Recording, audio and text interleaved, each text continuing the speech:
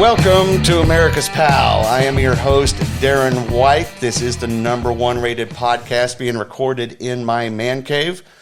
You can find us on everywhere podcasts like to hang out, Apple, YouTube, Spotify. Check us out at the website, americaspal.com. All the hate mail can go directly to me, Darren at americaspal.com. That's DARREN at americaspal.com. Last month we tried carrier pigeons. The bird flus knocked them out. So then we tried to switch over to monkeys. The monkeypox happened, so no monkeys. This week we figured what better way to get America's Pal to infiltrate every home in America? Yep, you guessed it, rats. And what you know, what all of the rats right now are in D.C. for their little party on prime time this week. So no rats this week. We're still working on another way to get this message out. Anyway, we'll have to wait till the rat supply chain issues get resolved. My apologies for last week's lack of video. My producer, Mr. Allnut, doesn't speak Mac apparently and can't get video to work on a regular basis. So what? No, I do have a producer. His name is, it's Mr. Allnut. That's Charlie Allnut. Riverboat captain, Sancta Louisa. He can get a full head of steam. Yeah, no. Okay, that's me. All right, fine. Anyway, we couldn't get any video last week. Looking at the monitors. Yeah, it's working. Maybe. Anyway, this week we've got a special in-studio guest. My old friend Ed Riordan is with me here today. And we're going to be talking about a charity that, really a mission, which is Honor Flight, and just the powerful, impactful message they share and then the service they provide. But before we get into all of that, before we get into our weekly news outbreak, we got to go to yet another one of our deadbeat sponsors. One of these days, we're going to get paying sponsors. Until then, we'll stick with the deadbeats. So hang tight as we go through the first of our deadbeat sponsor break. This portion of the program is being brought to you by sharks with frickin' laser beams attached to their head. Wait, what is that? No sharks. Harvesting issues. Okay. Supply chain. Got it. Okay. What do we have? Come on, people, work with me. What do we have here? We have sea bass. Are they ill-tempered? Okay, we'll just run with it. Okay, here we go. This portion of the program is being brought to you by ill-tempered sea bass with frickin' laser beams attached to their heads.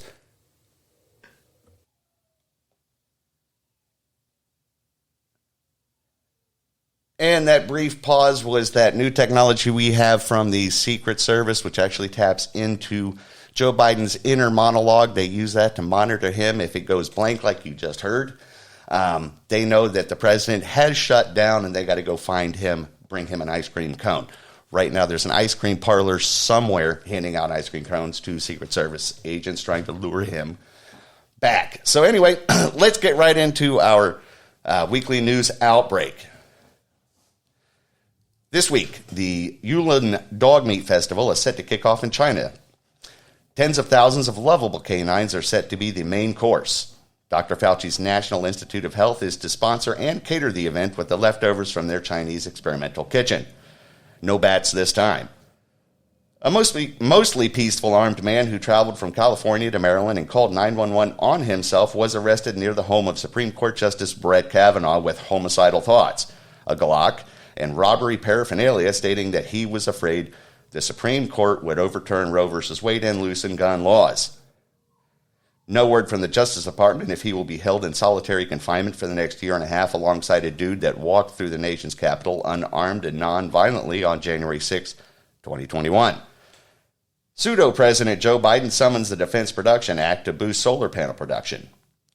Former executives of Solyndra are now petitioning the third Obama administration for an additional $500 million of stimulus to send right back to K Street. Voters in San Francisco voted to oust their extreme left-wing district attorney last week. Apparently, liberals will only tolerate human excrement and use needles in front of their mansions for only so long. Nancy Pelosi is yet to say if she will demand that the recently dropped DUI charges against her husband will be reinstated immediately. Louisiana Senator John Kennedy said this week that gas is so expensive that it is now cheaper to buy cocaine and run everywhere.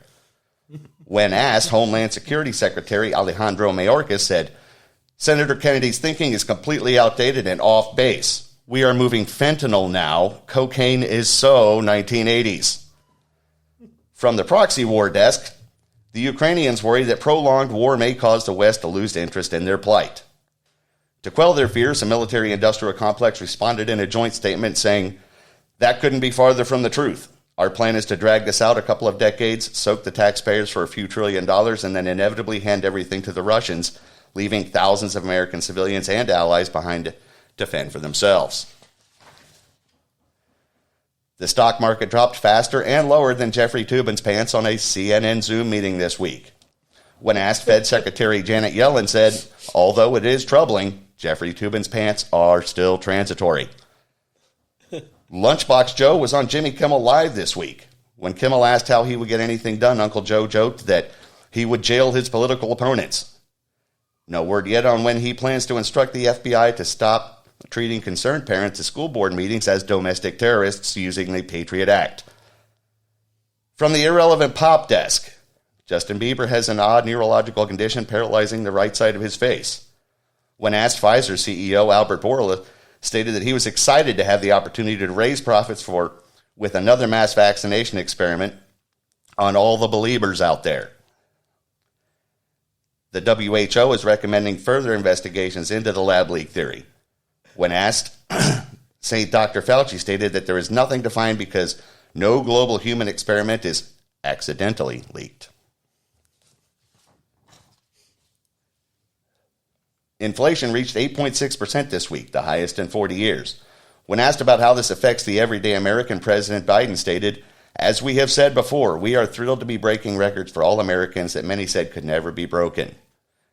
He followed that up with saying, pudding.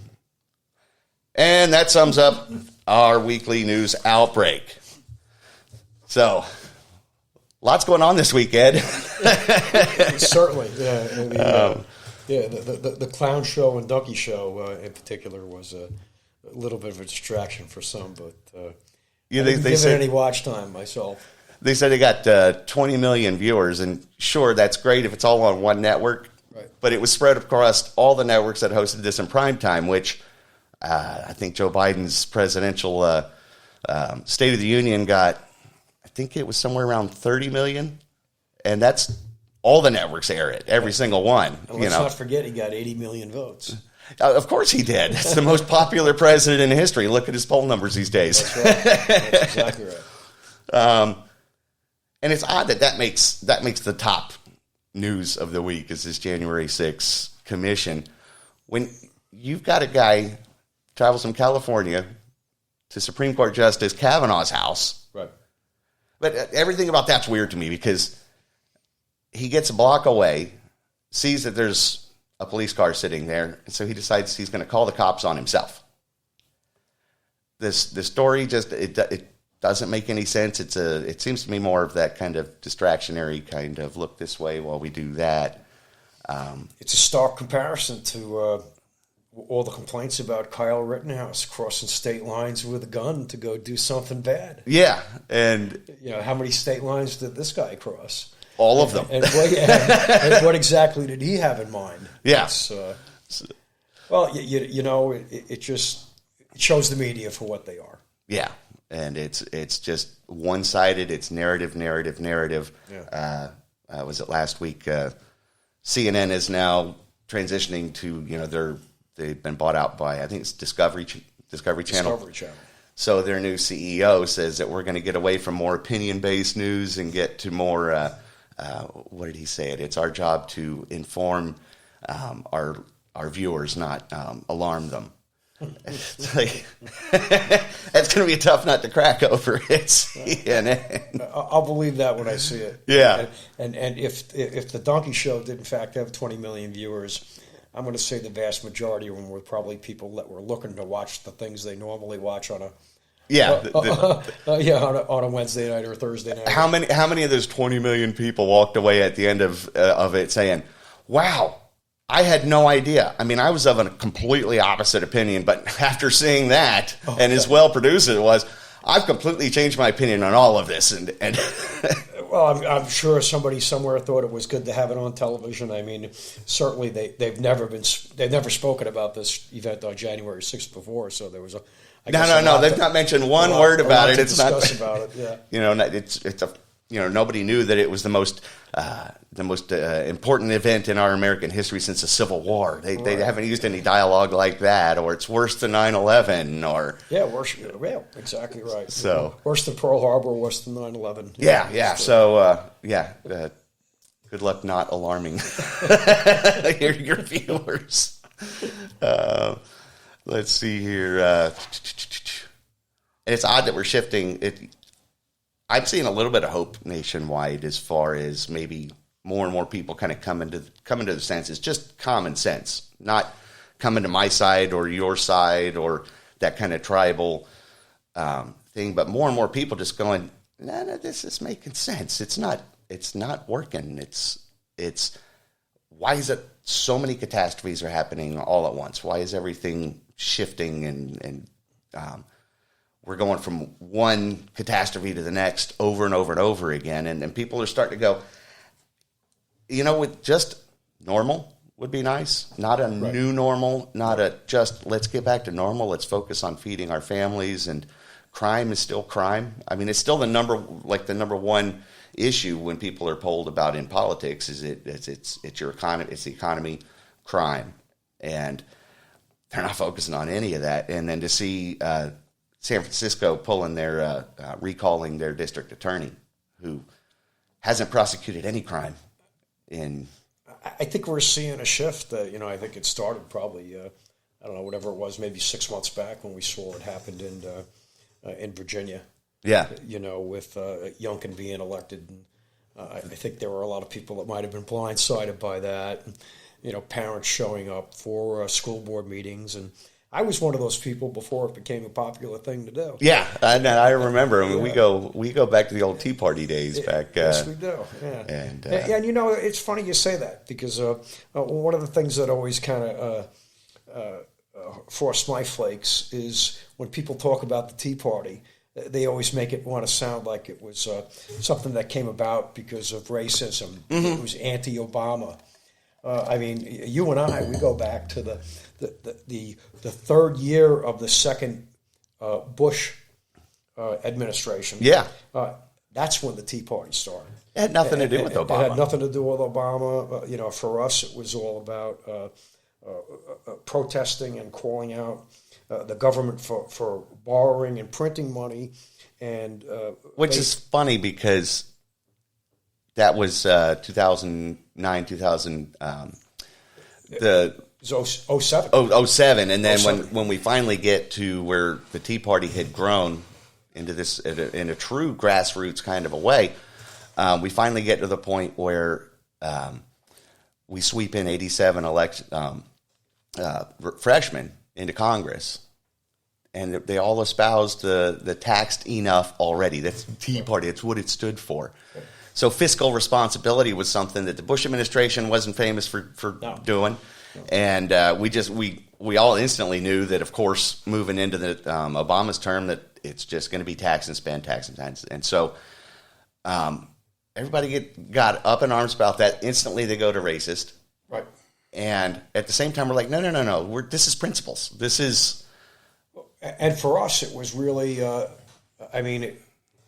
being a taxpayer at the time and seeing what was going on, again, during that third year of Bush's second term, the amount of money that was being borrowed and spent by a Republican, no less. For us, it wasn't even about the impact that it had on us. We became very involved and very active at that time because of our issue with generational theft. Yeah. Our kids were getting older. We wanted them to not only grow up in the country that we grew up in, but also not be saddled with a massive debt because of misspent money. Yeah, and it's amazing to me that after the Freedom Caucus gets started in Congress and all of that, and what does John Boehner do? Sit down, shut up. This is how it's done. That's right. And we keep going. We move forward now. Now it's 2022. All through the pandemic and even before, neither side is concerned about spending any money. No. It's just print. QE2, QE3, QE4. Mm-hmm. So there's still some of us that are still sitting there going, remember back, from 2007 on, when we were at least raising some alarm bells that the Republican Party was supposed to be, that was the third leg of the Republican platform, right, was spending, fiscal responsibility.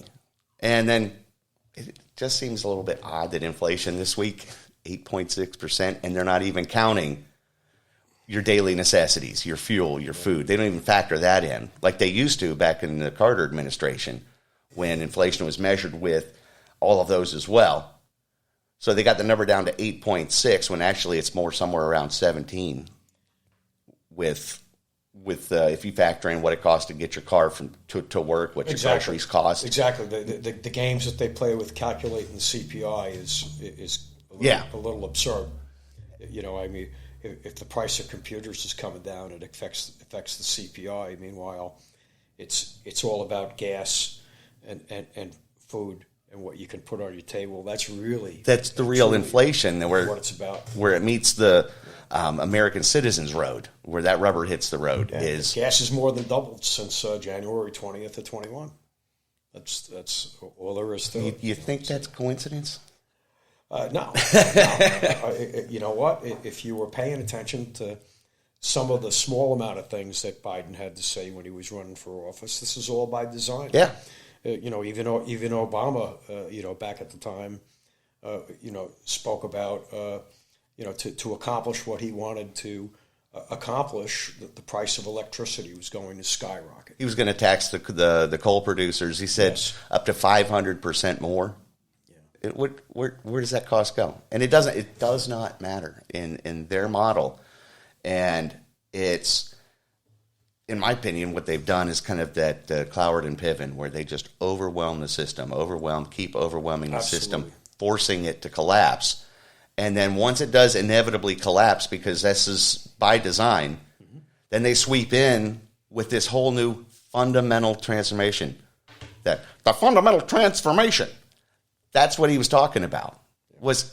It's not even a restructuring of our government. It's an overthrow of our government without firing a shot. Well, without firing a shot at Americans. Right.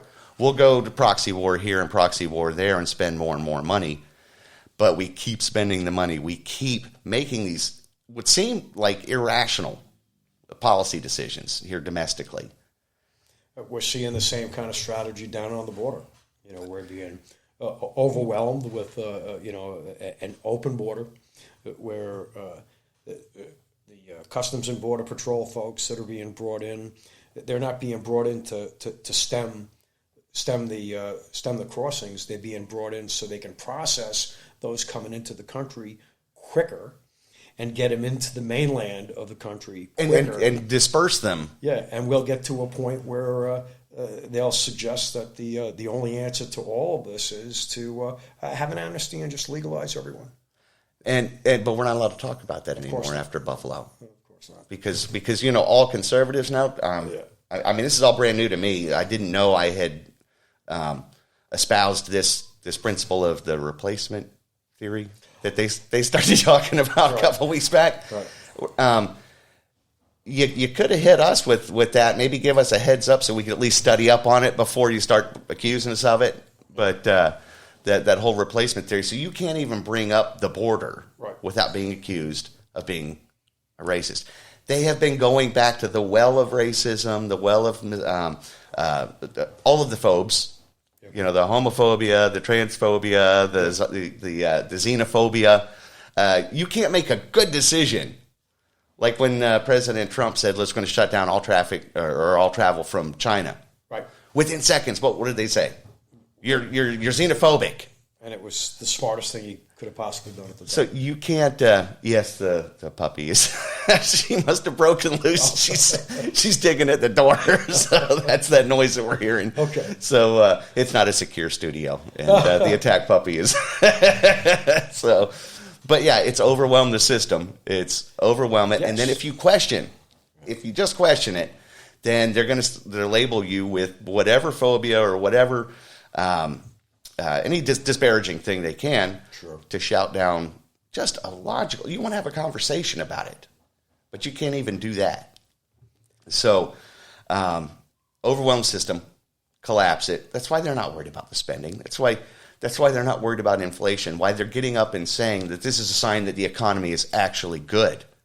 He went on Kimmel this week, saying that it's what is it, that the strongest economy in history.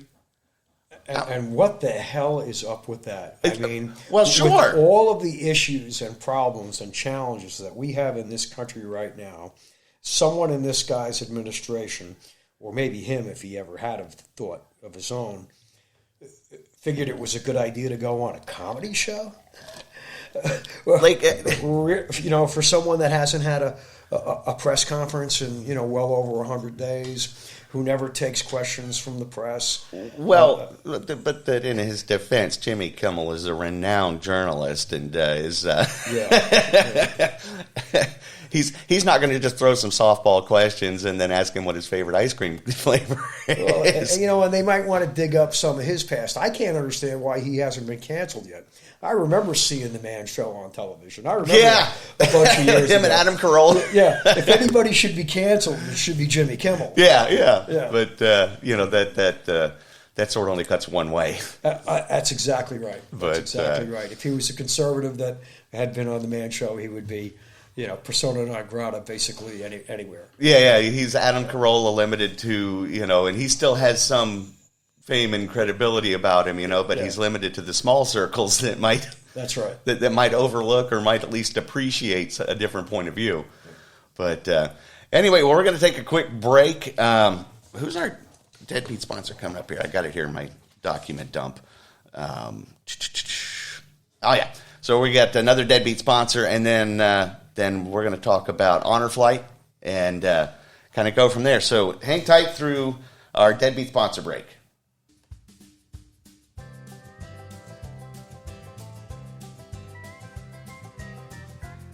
This portion of the program is brought to you by Florida Man Adventureland. If you're a Central Florida native and you're tired of all the theme parks built for the out-of-towners, then Florida Man Adventureland is the place for you. It's a theme park built for the Florida Man, by the Florida Man.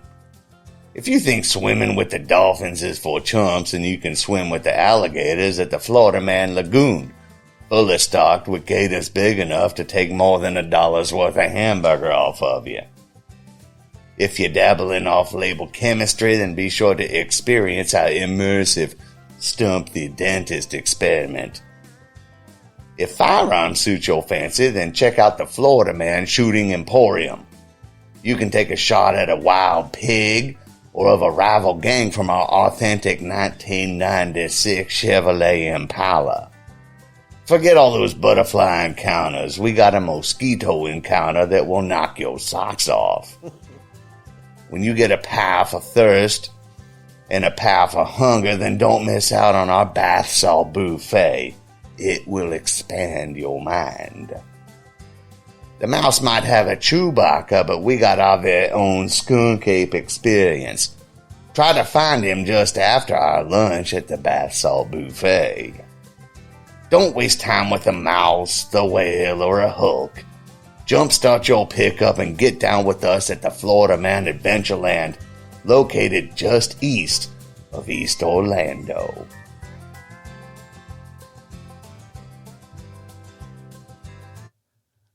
And welcome back. Going through my show notes here, I jumped the gun and actually forgot to introduce you. So I have here my old friend Ed Riordan, who's with Honor Flight, and he and I go back let's say many moons. We talked about the Tea Party, the early beginnings of the Tea Party, and back especially through what was that, '09. I remember going to a town hall with Suzanne Cosmas and oh my gosh, you remember with Sandy Adams? That's that exactly campaign, right. Yeah, that was. I was not a big fan of Susan Cosmas at the time, and I couldn't get her to come out and respond to the public. She would not do town halls that weren't all prearranged and organized with security provided by the SEIU and so forth and so on. And that was during a time when access to officials was very, very problematic. Yeah. And she refused to do a town hall, and so I organized a no-show town hall event. Yeah, and we put up a podium up the front of the room, and that we knew that she would not stand at, and we packed the hall. I think we probably had about 300 folks there that were all got to take turns and go up and ask the empty podium a question. And I'm sure she found it very embarrassing, and I really hope that was the case. But I think it was emblematic of how non-responsive she was at the time. And I had forgotten about that. That was a lot of fun. When we met. Yeah. And then we went to it was the debate. I remember I forget where it was at, but it was a debate with her, Sandy Adams, and then that communist guy that was running for the Green Party. Oh my gosh! Wow. I do remember that. I don't remember the candidate's name, but yeah, we were big supporters and good friends of Sandy Adams. It was a shame that as a result of the realignment of the district and so forth, that she ended up having to run against John Micah and him, reclaiming that seat. And yeah, I guess over the years we have spent a little bit of time being politically active. Just a little bit, yeah. yeah. I mean, going way back, I always taught my kids when they were growing up that whoever said you can't fight City Hall was probably somebody that worked there. Yeah, exactly. So that you should, and we've had some little victories along the way, going way back to our days up on Long Island, which is, well over 30 years ago. But it's a good thing to be politically active. I sleep better at night knowing I'm not just complaining, that I'm trying to do something. Yeah, and not everybody can run for office. That's not the calling for everybody. Yeah. But at the same time, being that voice, because if they just get to run, roughshod over everybody, well, nobody's going to say anything. Nobody's going to do something. If you look at it as it's my neighbor's job to, they'll get up and say something, then nothing changes. Evil flourishes when good people remain silent. Yeah. And that's why limiting speech is so important to the left, to the ideal that overthrow of our government without firing a shot. Mm-hmm. It requires submission and silence. And I mean, look at just through COVID. You can't even talk about a lab leak theory. You couldn't even talk about the lab without getting shut down on all your social media platforms. And I tell you, and to me, it really struck me as corporate fascism when Jen Psaki, or however you pronounce her name, she got up and said that we're working with our partners in social media to label and limit misinformation. Right. The federal government does not have corporate partners. That's fascism. Mm-hmm. And it was chilling. And they kept saying it. And then they go to the vaccine mandates. And me being in the plumbing industry, and we do a lot of office build-outs, especially over by UCF with the, you've got all the defense contractors out there, Raytheon, Leidos, all of that. And they were requiring vaccinations. And that's my choice. My body, my choice or whatever. But at my age, my health condition, whatever it is, the risks didn't outweigh any reward. The idea that you could be mandated to take what amounts to an experimental vaccine is pretty insane, when you think about it. They can force you to do it. We haven't gone through trials. We're not going to learn for maybe another 10 years at least what the effects of these vaccines are, and But if you wanted to speak up about that, even by just strictly from a common sense standpoint, can I weigh the options here publicly? You were immediately shut down. Yeah, shut down. So it's been an interesting couple of years. Yeah, and it's culminating, and that's why I keep saying that there's hope. I think that more and more people are like, I may not agree with anybody on the right, but at the same time, none of this feels right. It doesn't. This isn't America. I don't think the right is the answer to all of our problems. No, but I think all of our problems are absolutely being created by the left. And it's back to that coward and pavement, just more and more and more pressure, more and more the powder keg, and that's where they want us. But anyway, let's dig into Honor Flight. Sure. This is now one of my favorite things to talk about, and it's been on my heart, and it's an amazing mission that y'all have been on. So are you still working with Honor Flight at capacity? We've actually taken a step back after being involved with the organization, both Nancy and I, for 8 years, going back to 2013. The Honor Flight Central Florida hub. It's one of 130 hubs throughout the country that carry out the same mission of transporting our veterans up to Washington, D.C. at absolutely no cost to them, so they can view and reflect at the memorials that were dedicated to them in their service. And we go back to 2013 when we heard about the inception of the organization in Central Florida that incorporated and had their first flight in June of 2012. In 2013, we became aware when they had their first flight in spring of that year, that there was going to be a flight returning into Orlando Airport on this one particular Saturday evening, where there were going to be about 24 World War II veterans coming back from their day of honor up in the Capitol. And Nancy and I went down to the airport to greet them. And we thought it was just the coolest and most appropriate thing.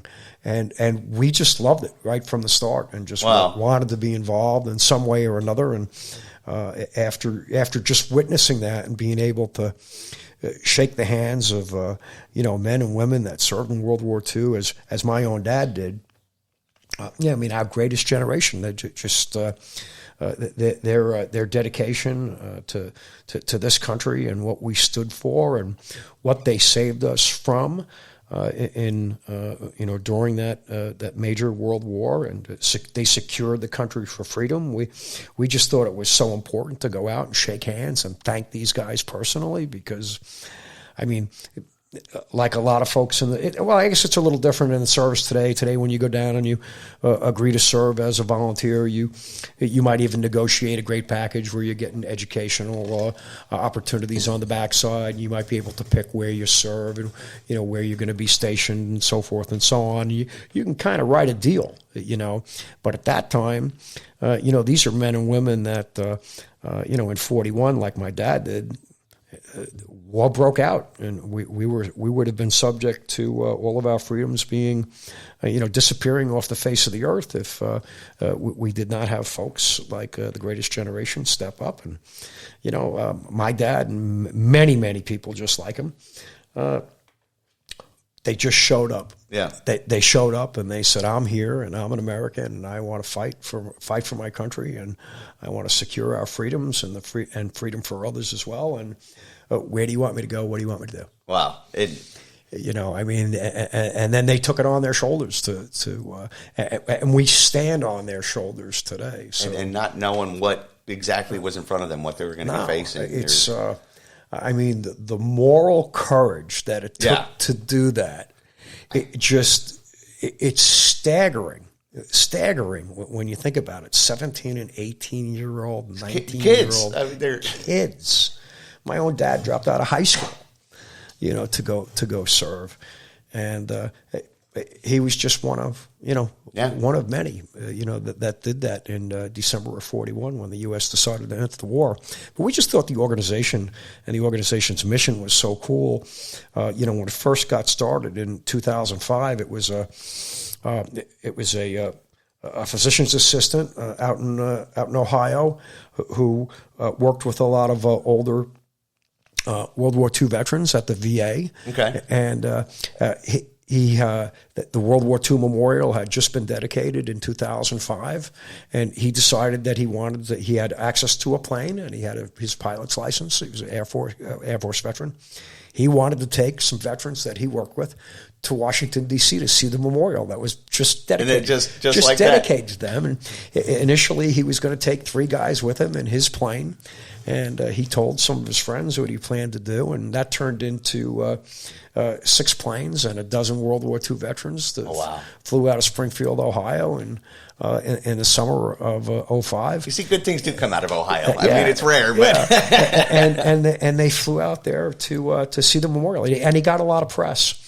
And somebody in North Carolina, a guy named Jeff Miller, who was a dry cleaner by trade up in the Asheville, North Carolina area, he thought what Earl had done was a really cool thing, and he was the son of a veteran as well. So, but he wanted to kick it up a notch. So he went around in Asheville, business to business, door to door, and raised enough money to charter a jet, and filled up a jet with World War II veterans. Wow. And took them to D.C. And they were 2 different organizations at the time, but Earl and Jeff, because they shared a common mission, they joined forces, and the Honor Flight Network sprang up out of that. And now we've got 135 hubs throughout the country, and while the mission is the same, it has evolved to where we've lost so many of our World War II veterans now, and even our Korea War veterans are many in their 90s, like my father-in-law, he's 92. Where now we have evolved to where we're also serving Vietnam era veterans, which is something that I'm, very, very excited about. Yeah. Over the years, since 2012, our first flight, we have had 33 honor flights. I've been on 31 flights, and personally taken over 1,000 veterans to Washington, D.C., all guys from right here. It's 1,000 thank yous. Yeah, all guys from right here in Central Florida. And the organization collectively, since its inception in 2005, just a month ago, celebrated taking 250,000 veterans from all over the country. Wow. Of 250,000 veterans. Of all eras up to Washington, D.C. We have regional hubs, but collectively we service the entire country. And it's just a mission that I could not be more proud of. Being involved in. I can see why you're drawn to it. With you talking about your dad and his service. And I mean, how do you ever get to really, thank these guys? I mean, listen, you're like me. I'm sure if you're down at the Costco or at the Publix and you see a guy, they're always conspicuous. They're humble, but conspicuous. They wear that cap. Yep. Really they proudly. Always do. Korea era veteran, World War II veteran, Vietnam era veteran. It's nice to be able to take it beyond shaking their hand and thanking them for their service. Exactly, and that is something my wife, my wife will be out or whatever, and we're at Goodwill a few weeks back or whatever, and dropping some stuff off, and the nicest guy, he's a mountain of a man, World War II, I believe World War II vet, maybe Korea, but he was kind of helping out or whatever, and he's wearing a hat, and I just thanked him for his service, and he stopped, and he was like, I appreciate you noticing, and she's like, you do that everywhere. And I was like, somebody has to. And listen, these guys are proud. They are so proud of what they have done. That's why they wear those ball caps. Yeah. That's why they go to and rightfully so. Yeah, to the VFW and the American Legion, and why they have their jackets. And they are really, really proud of what they've done there. But they're incredibly humble. Yeah. Incredibly humble about their service. And we just wanted to be able to do something beyond thank you for your service, and put our effort where our mouth was. So if you don't mind, 31 flights. 31 flights. Can you run down maybe some of the more memorable or something that really touched your heart with a situation in particular that might have happened? Well, what we strive to do is to help those veterans that may not have completely fond memories of service. I mean, Right. as you might imagine, if the fogs of war and some of the many things that they have had to deal with, and they've carried these memories around, if you're a World War II veteran, possibly since 1945. Yeah. Memories of your service that were not happy, and I think they all need to know that they are appreciated for what it is they do and what it is they've done. And I think that we help them in many cases to get a little bit of closure Right. on that service, and to recognize what they did wasn't in vain if they had ever questioned that. But I remember a story of taking a Marine Corps veteran, World War II, who we know served in the Pacific. He traveled with his son on the trip. Every veteran is assigned a guardian that takes care of them for the day to make sure that they're their motor for their wheelchair, which we don't call them wheelchairs. We call them lightly armored personnel carriers. and the on-a-flight guardian will take care of them for the day and make sure that they are taken care of, that they see everything it is that they want to see when they're in the Capitol, that they're there with them shoulder to shoulder to help them,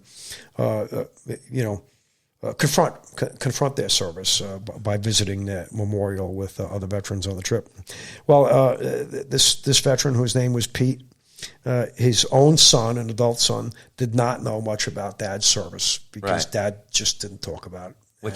And We arrived at the Iwo Jima Memorial, and we had 24 veterans on the bus, which was kind of standard at that time. Pete would not get off the bus. He's a Marine Corps veteran. Wow. The Marine Corps Memorial, Iwo Jima Memorial, he wouldn't get off the bus. And then his adult son and all of us found out for the very first time that Pete was there. Wow. Pete was there. Wow. And so he had a lot of terrible memories of his service, but that's the kind of a thing that compels us to want to be involved in this organization. Because on that day, his adult son, who was probably 50 years old, learned for the very first time what his dad had done when he was in World War II. And he already had immense respect, but now there was an understanding. Yeah.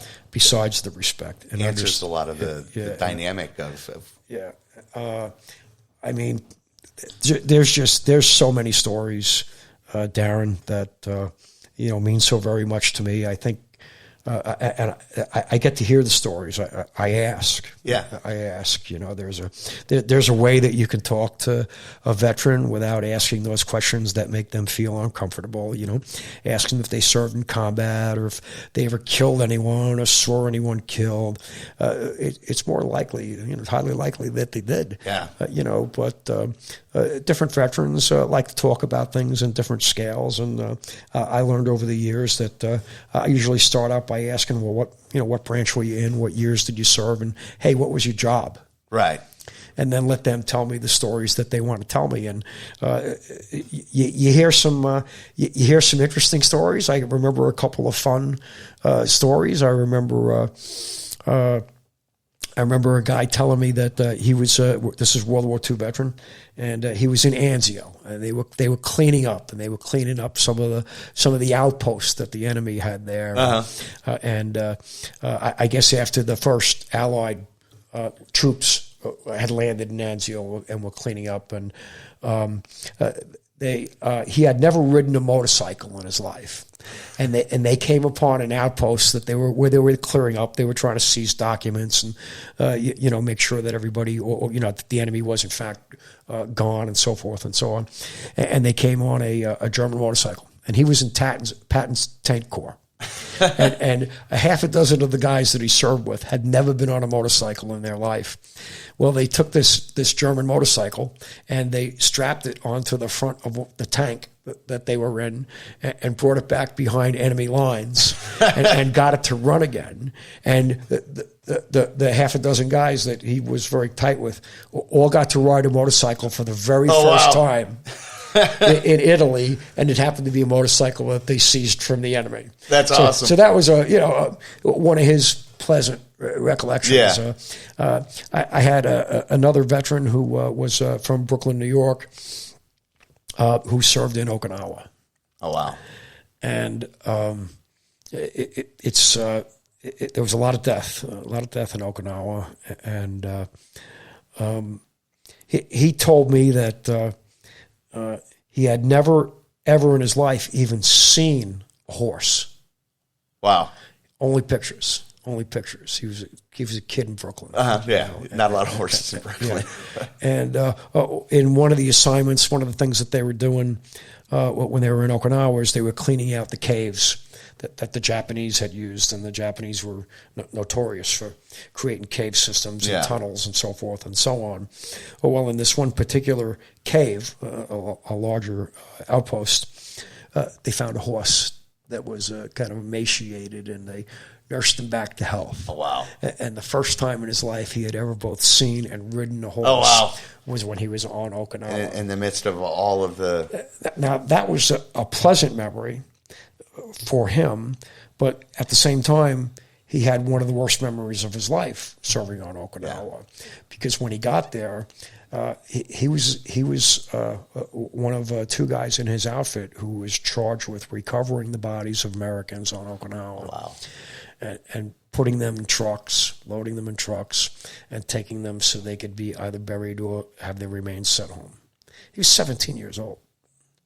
And he said that the only thing that made him feel good about pulling that particular duty was that the piles of Japanese bodies were a lot higher. Wow. So these kids, they carry that for, like you said, 50 years since...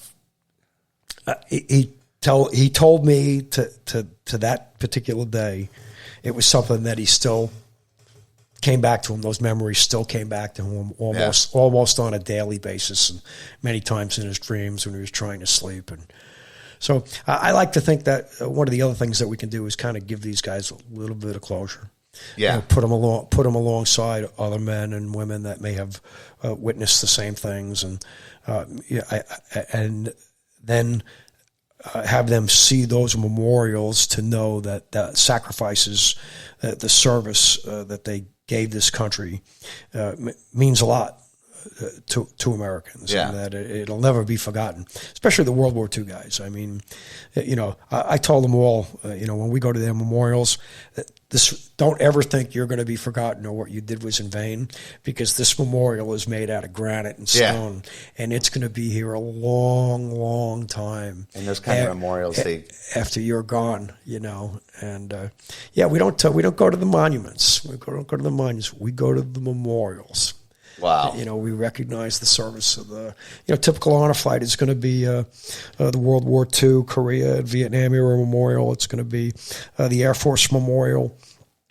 It's going to be Arlington National Cemetery, where we witnessed the changing of the guard at the Tomb of the Unknown Soldier.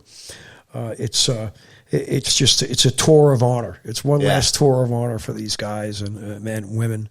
It's an amazing opportunity. Couldn't be more deserving. And like I said, I think the transition that we've made, as I started to talk about before, from World War II veterans now for Vietnam era veterans, for us, it makes the mission even more important, because that was a war that was despised by the public, and consequently a lot of the guys that served there, men and women that served there, were despised for performing the service that our government asked them to do. And these are men and women that really and truly need closure, and need to know that they're loved, that they're not hated like they probably felt like they were when they came back home. That spit on and just called god awful names, and so many of them, if they came in through San Francisco, were told to change out of their uniform before they went through the airport, because of how they would be treated if the public recognized them as someone that was serving over in Vietnam. Well, you had 58,000 died there. Many, many, many who did make it home never really left there. No. PTSD and the horrors of war and the things that they lived through, as well as the scourge of Agent Orange, which many of them carry around to this day. Some not only affected their own health, but affected the health of their children with birth defects. And, these are men and women, those that served in Vietnam, who really and truly need to see their memorials, and they need to go shoulder to shoulder with other veterans that feel like they do, so they can see that memorial, that know that Americans do appreciate them. It's not like it was then, and they need to have a good cry. They need to have a good cry at that memorial, and every one of the memorials is a little different. World War II, Korea, Vietnam. World War II basically honors those that served by state. There's columns all around the memorial dedicated to veterans that served from each state at the time. The Korea War Memorial kind of drills down a little more. You almost feel like you're at what it must have been like to have been at Chosin Reservoir and to be serving in the ice cold and driving rain and so forth, as those men did. And it's a number of slightly larger than life-size men on a field of battle is basically what that is. But the Vietnam Memorial, it's individual names. Every single one. Individual names that are up there. And I can tell you on the very last trip that I went, because I'm now chairman emeritus. You asked before what we're doing now. Yeah. I'm no longer active, but the board of directors voted me a very nice title, chairman emeritus. And I talk.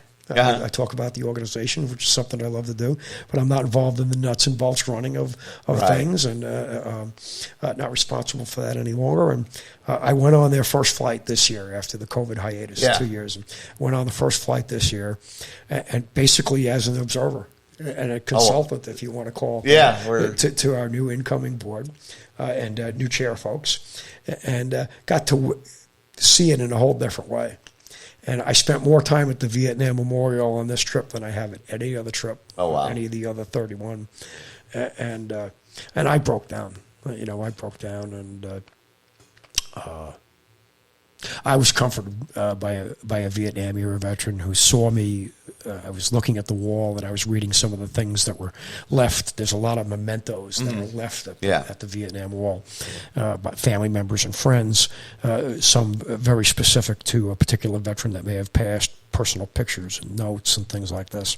And I took the time, this on maybe the first trip ever, to read it and to take that in. And I was reading something that someone had left, and it made me really emotional. And I so emotional that I had to turn my head away from the wall to try to compose myself. And when I had turned my back to the wall, and was I was sobbing, I won't lie. A Vietnam era vet tapped me on my shoulder and asked me if I was okay. And I said, "Yeah, I'm okay." I said, "I was just a little bit overtaken." And he said, "Did you see the name? Did you see a name on the wall that got you upset?" And I said, "Yeah, all of them." Yeah, all of them. So the dynamic is so different from the World War II veterans, and the pain that the World War II veterans. They still carry a lot of that pain with them, but at the same time, it's not compounded at home like it was for the Vietnam era veterans who they suffered all the same kind of horrors. They shared in the camaraderie as they did in the World War II, but at the same time, then they go through these horrific things that their country just told them to do. They did their duty. So you got to suffer through all of that, and then you come home, and it's not. You don't get anywhere to release those terrible memories, those terrible experiences, because then you come home and you're treated terribly. Well, okay, so none of them ever had a parade. No. Well, let's put, if you want to look at it that way, none of them ever had a parade, but at least those who served in World War II, we had VE Day. Yeah. We had a victory to celebrate. We had victory in Europe. we had VJ Day, we had Victory in Japan. We had things that were that we could celebrate. We could celebrate that victory. We didn't have that victory in Korea. We definitely, and then Vietnam. Not only did we not have that victory, but again, the war effort at that time was despised. So it's there are a lot of dynamics in play there, and I think those men and women, regardless of how we felt about the war at the time, but probably because of how we felt about the war at the time, it's important that we celebrate these folks, and let them know that no matter what they thought America might have thought of them when they came home, it's not the same now. Yeah. It's not the same, and I could tell you they all need it. It's something. It's another reason why we're really glad that we made that transition to that, and why the mission is more important than ever now. Yeah. To folks like me. Absolutely. Let's take a real quick break. I want to wrap things up. I kind of want to talk just real quick about what somebody might experience, how to from day one to how to get on a flight, and then what they might experience, briefly, and then how people can donate or join or participate. So let's take a quick Deadbeat sponsor break, and then we'll come right back and wrap things up.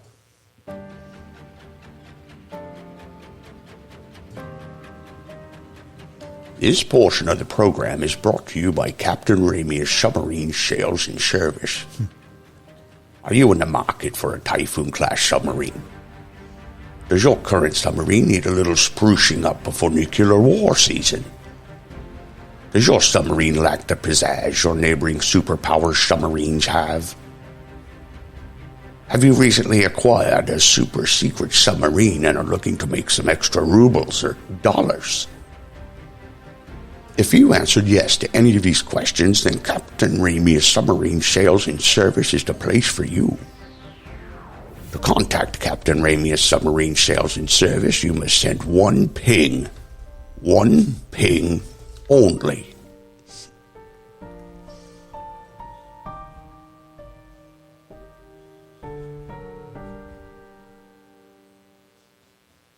You have no idea how hard it was to get Connery to do that ad for me. But all right, really quick, I wanted to get to this, and we've run long, but the car, real quick, if you want to run down, this is a fascinating amount of generosity that went into this. Yeah. So a number of years ago, someone became a regular supporter and donor to Honor Flight Central Florida. We found out over time, somebody that I befriended, I found out over time that he was a car collector as well. He had a penchant for 1955 to 57 Chevys, or what that group calls Tri-5s. Right, The Tri-5 Chevys. He lives up here. He lives up in this area, and he was in Sanford one day and happened to see out in front of a restaurant a 1956 Chevrolet Army staff car, a special issue, Model 200, that was made for the Army, and it had all the original Army insignia on it and so forth and so on. Well, he had to have it. And he was a man of means, so he managed to get his hands on it. And it had a place of honor. It was a Survivor. It was a true Survivor. It was all in original condition with original tank. Oh, wow. Just, a real piece of history. And with Montgomery Ward tires. Oh, wow. I might add, yeah. So I'm really dating myself just by saying I know who Montgomery Ward is. Well, it appeared in our first Hot Rods for Heroes fundraiser car show in 2018. Had a place of honor right up in the front. It appeared again in 2019 at that car show, annual fundraiser for us. Around the end of 2020, we didn't have the car show in 2020 because of COVID. The end of 2020, the gentleman's name is Gary Racer, and Gary owned a company at the time called Limu Company right here in Lake Mary. Very generous and patriotic guy, And Gary called me up and said, "Hey Ed, you know about the '56 Chevy? You've seen it before." He says, and you know I'm a car collector. He said, "I've decided that I want to auction off about 24 of my personal vehicles at the Barrett-Jackson auction in the spring of '21." He said, and I'm willing to part with that 1956 Chevy Army staff car, but I'm not going to auction it off for profit for myself to fill my pockets. I want to give it to you. Oh, wow. And I want you guys I want it to be auctioned at Barrett-Jackson. They've already agreed to do that and waive all the fees that normally go with auctioning one of the cars at this great venue. And I was quite flabbergasted, to be honest. And so Nancy and I became very involved. I attended with seeing this car being auctioned off. And in July of '21, the car was auctioned in Las Vegas and garnished $70,000. Wow. Hammer price at the auction there.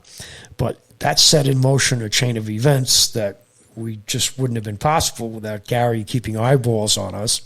Gary was a little disappointed with the price, the money we were able to raise. He worked with the gentleman that won the auction in Las Vegas. Together, they spread the word. The gentleman that won the auction in Las Vegas agreed. He wanted to donate the car back to us and see it go on the auction block again. Oh, wow. So that we could raise more, because attendance was down at that particular auction. COVID. With all of the dynamics going on at the time.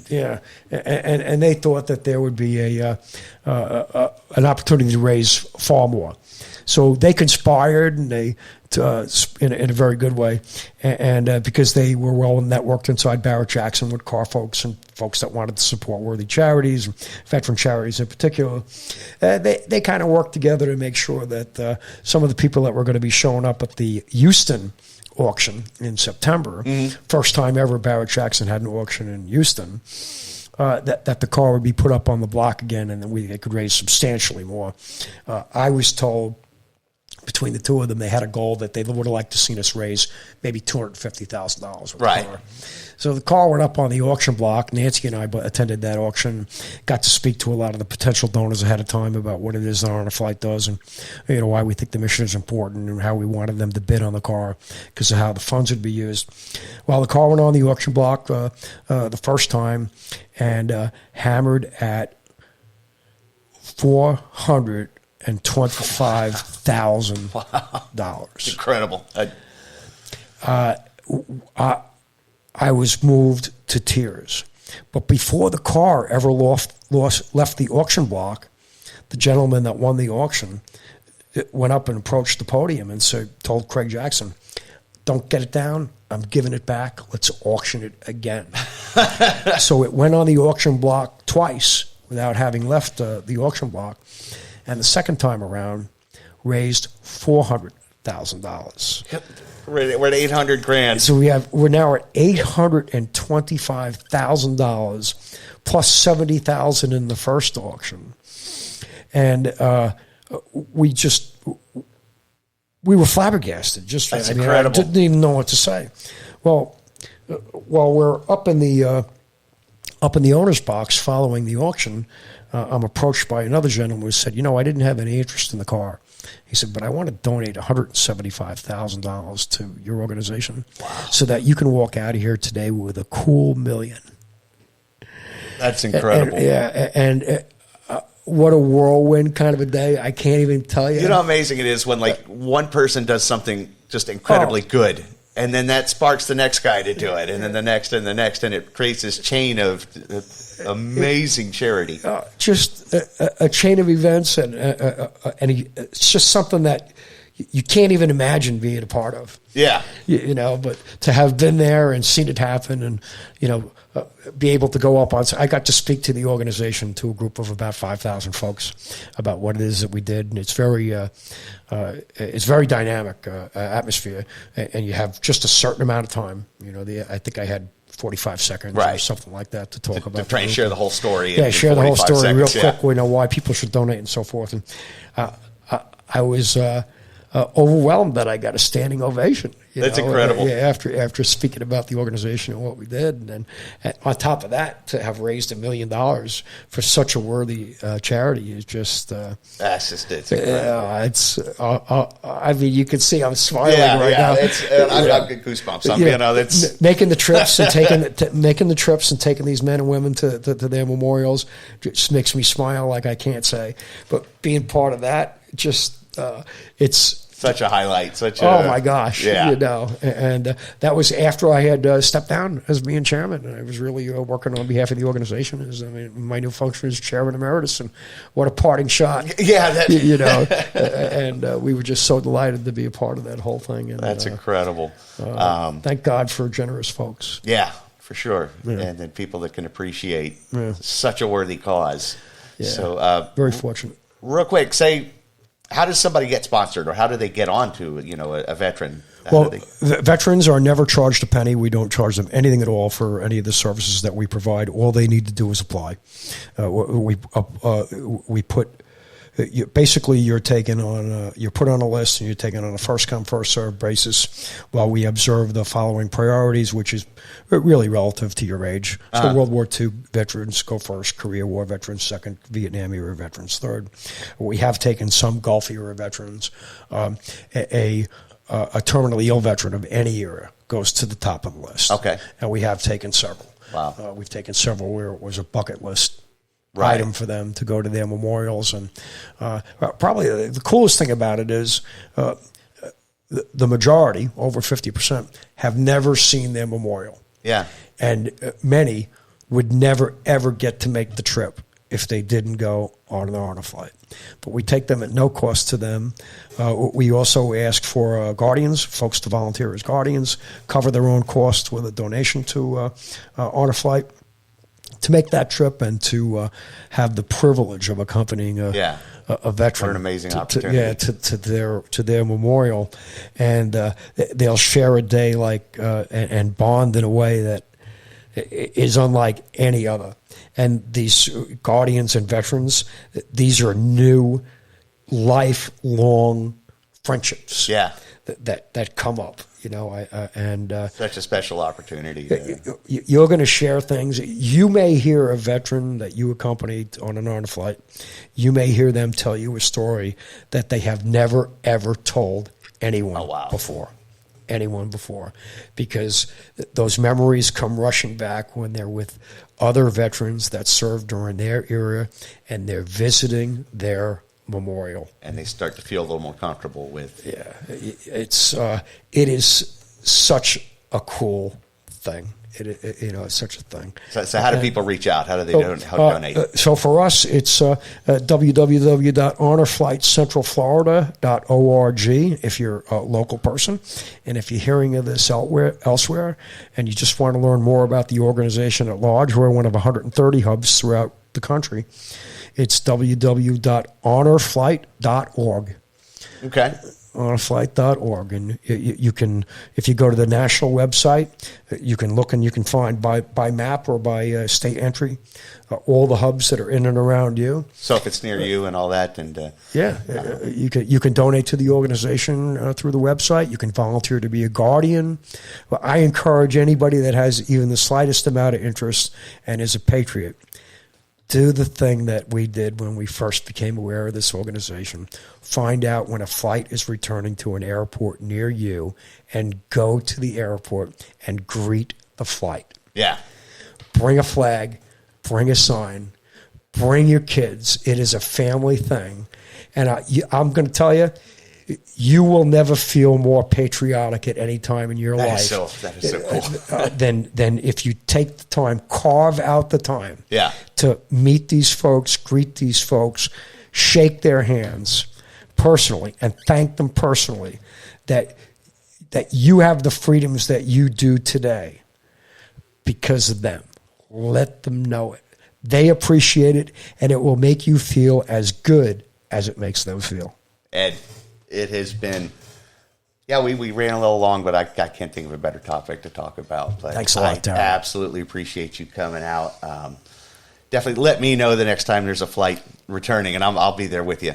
But man, anytime you want to stop by, chat, chew the fat, go over anything, you're more than welcome here to my little corner studio here in Club Wago. And if my producer, Mr. Allnut, can figure out how to attach links to the podcast and all that, we'll definitely link everything in on YouTube and on the podcast as far as how you can reach out to Honor Flight, and what an amazing service. Thanks for having me. I'm sorry if we ran long, but not at all. No. That's the great thing about the format. We don't have to worry about it. I just love to talk about it because it is such a great organization with such a great mission. Such a great time talking, Ed. Let's look forward to next week. And absolutely, everybody, if you have a chance, look up Honor Flight and find out how you can be a part of it, support it, and always look for that opportunity to thank one of our veterans and those that sacrifice so much for you.